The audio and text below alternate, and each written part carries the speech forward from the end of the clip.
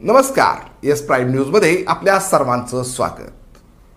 महिनाभरापूर्वीच लग्न झालेल्या तरुणाचा अवैध वाळू उपसा करताना अंगावर वाळूचा ढिगारा पडल्याने जीव गेलाय। पोलिसांनी या प्रकरणात काही जणांवर गुन्हे दाखल केलेत।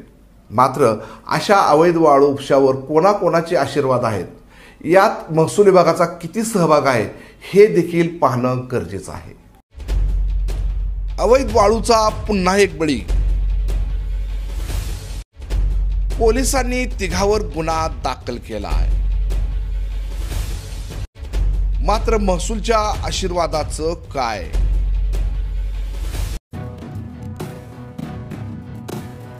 न्यायासाठी आई बहिणीच्या अंतर्मनाच्या वेदना पोलिसांना ऐकू येतील का? त्याचं कारण आहे, काल पंढरपुरातील तरुण रामू धोत्रे याचा अवैध वाळू उपसा करताना त्याच्या अंगावर वाळूचा ढिगारा पडल्याने त्याचा गुदमरून जीव गेला। ही झाली घटना।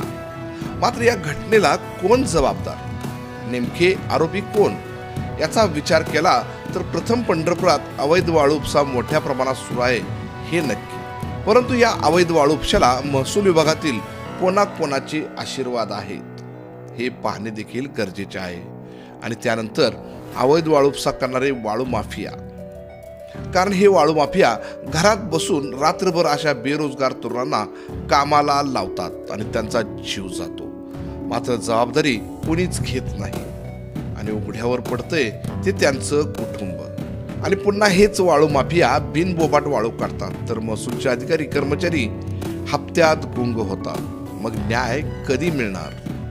तर मिळणारच नाही हे नक्की। यासाठी पोलीस प्रशासनाचे केवळ मोजक्या लोकांवर कारवाई करण्यापेक्षा महसूलच्या लोकांची देखील कॉल डिटेल्स तपासून पाहणे गरजेचे आहे। एखाद्या वाळू माफियाला लॉकअपचा सिनेमा दाखवला की तो लगेच महसूलचा वसूलदार कोण आहे हे सांगू शकेल। खरं तर तालुका पोलिसांनी काल तिघावर गुन्हा दाखल केल्याचे समजते, तर अजून काही जण फरार आहेत। मात्र या अवैध वाळू उपशाला महसूलचे जबाबदार अधिकारी आहेत, त्यांची सखोल चौकशी व्हावी अशी मागणी नागरिकांतून होत आहे।